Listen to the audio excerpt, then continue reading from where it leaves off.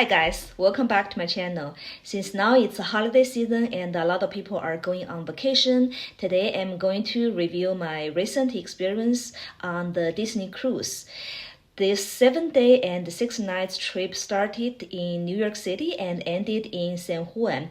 And in today's video, I'm going to cover my fun activities on board and also some of my excursions in Bermuda and British Virgin Island. So travel with me and let's see how it goes.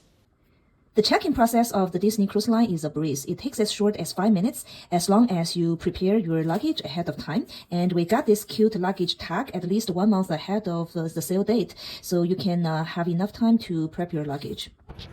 The weather in November is still warm.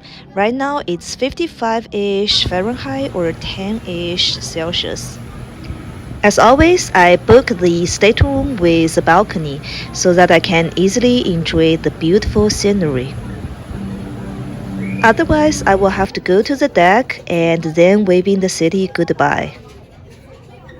The city view is quite enjoyable, especially when at dawn it turns to be rosy pink.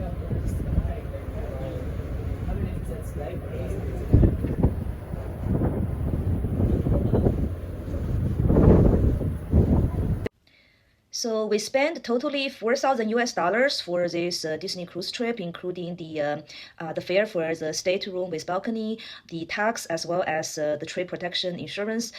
So it's just covering 3 of us. So I would say the price-wise, it's not too bad. And actually, we already gone through 2 different cruise trips. So we've been to the Royal Caribbean cruise and we've been to the Princess cruise. So this Disney cruise trip is actually the 3rd time in a row. And I'm just gonna focus my review on the unique features, I guess the more one-of-a-kind pros and cons for this Disney cruise compared to my other 2 cruise trips. So my number 1 comment about the good part of the Disney cruise is that the super easy check-in process and the super friendly and welcoming of the staff member. So this is more of a 5-star service or experience compared to my other 2 cruise trip. So this is definitely my recommendation or my I guess favorable comment towards the Disney cruise. But I guess this is no surprising because Disney overall kind of like a resort and the cruise are very famous for their excellent service. I guess a lot of kids and even the grown-up are kind of expecting this dream trip of the Disney, so it's kind of living up to the expectation, I would say. And my second favorite part or the nice comment towards this Disney trip is about the variety of the activities that's fitting to different age group of the kids. The onboard water activities are fun. There are 2 family pools with a Mickey shape that's facing directly with a big movie screen. And the November weather is not cold at all, so people can still enjoy the outdoor pool. And once you're on board, you have to try out this big Donald Duck. In fact, it's so popular that the wait time is always 1 hour. And for babies and little toddlers, you can always have fun in Nemo's Reef.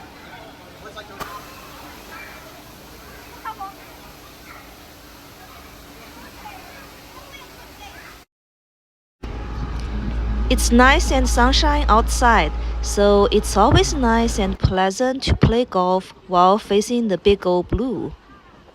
So at the top of the deck, there is a basketball court and the places for the table tennis. And I personally like the golf course the most. It's a fun activity for the entire family.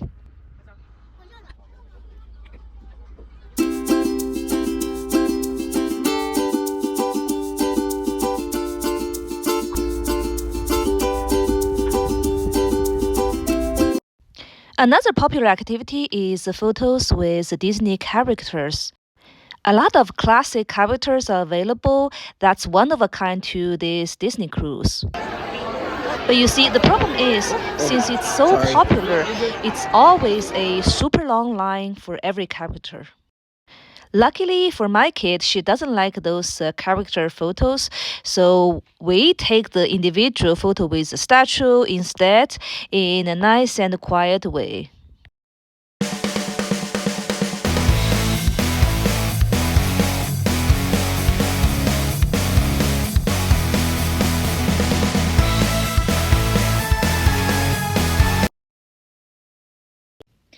My third recommendation is towards the snow crab that you can taste every day at lunchtime in the cafeteria. Actually, it's very surprising to me because usually I would expect the food on the cruise to be not as fresh.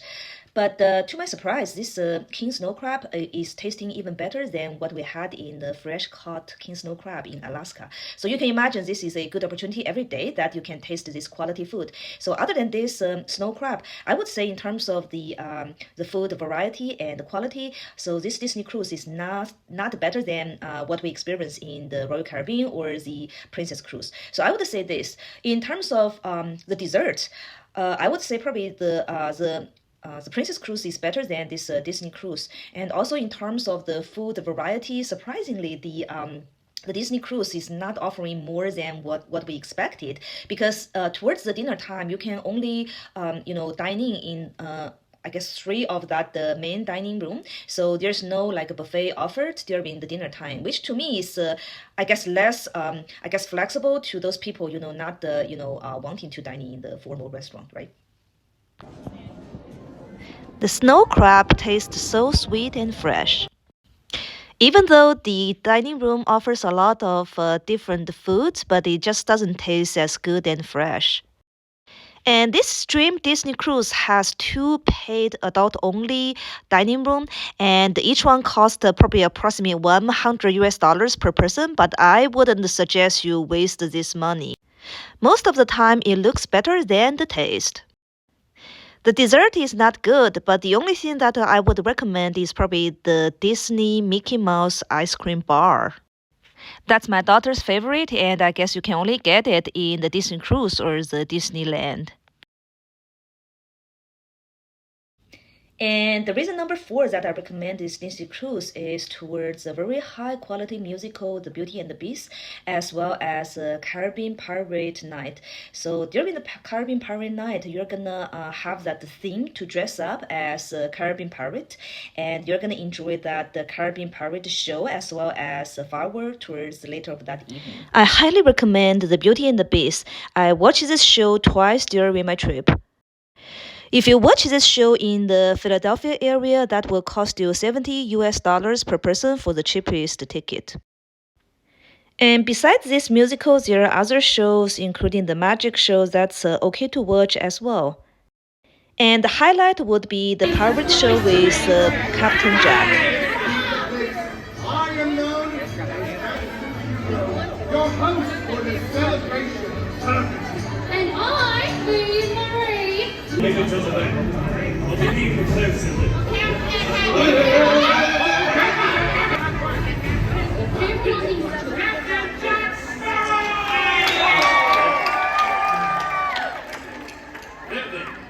Is the crew ready for inspection? You all have billiards or lazy puzzles on our ship. The pirates like for me. All together on Pirate's Life!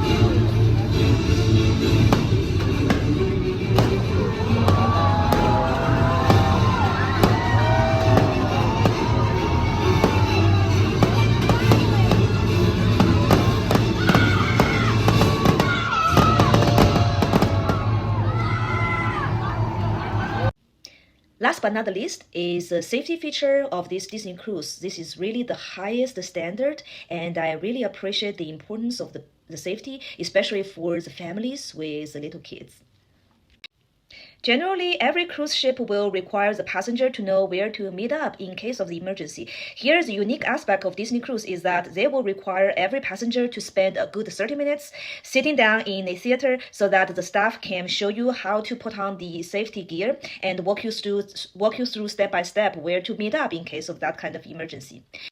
Another devil in the detail is the way that they designed the interior of the stateroom.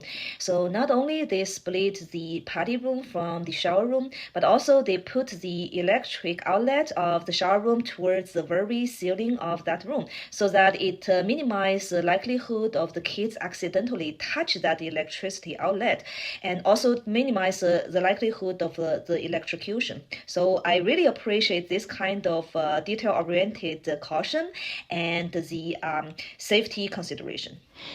I really like the design of the retro style of the interior decor, feeling relaxed and comfy. I also enjoyed the playful interaction during the dinner time when we draw the pictures and the staff member put them into the animation. So it kind of embodied my childhood dream of being the actor and the animator.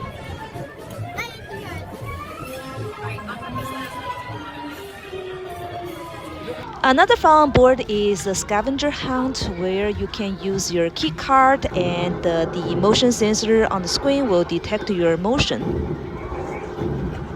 The map is showing the ship and the area we're going, and you can see that there is some interesting movement or animation on the screen, and this is playful and interesting. Basically, it's showing that we're going to the Bahama area or the Caribbean Sea. And it points out the relative location of the Gulf of Mexico, Florida, Cuba, and the Dominican Republic and other places.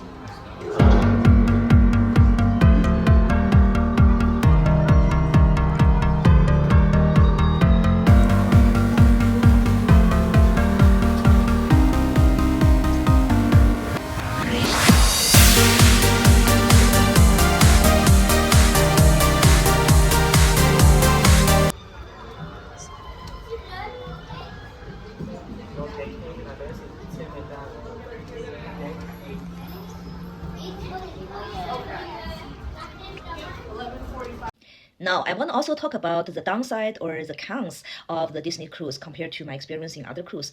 So number one is that I feel that the procedure or the documentation to walk through the passenger about the disembarkation or departure or the luggage preparation is very poor organized.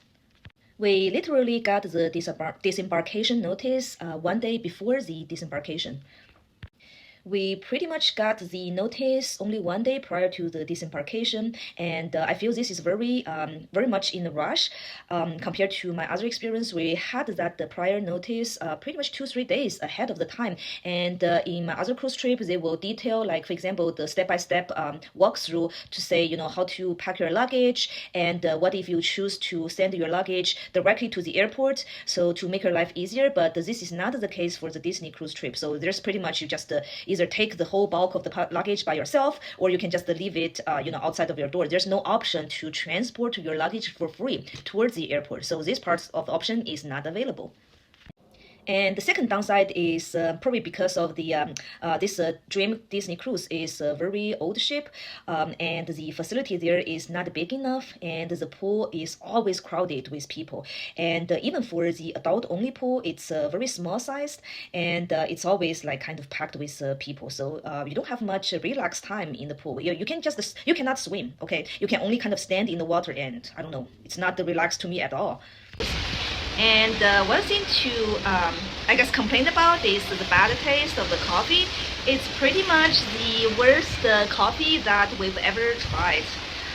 So I guess I shouldn't say it tastes like cat litter because it's a little bit gross, but it is what it is. It's very light, and there's not much of the coffee taste in it. And I was told this year around it's the last time for the Disney cruise to go through the New York City all the way to San Juan. So we pretty much catch the last train, if you will.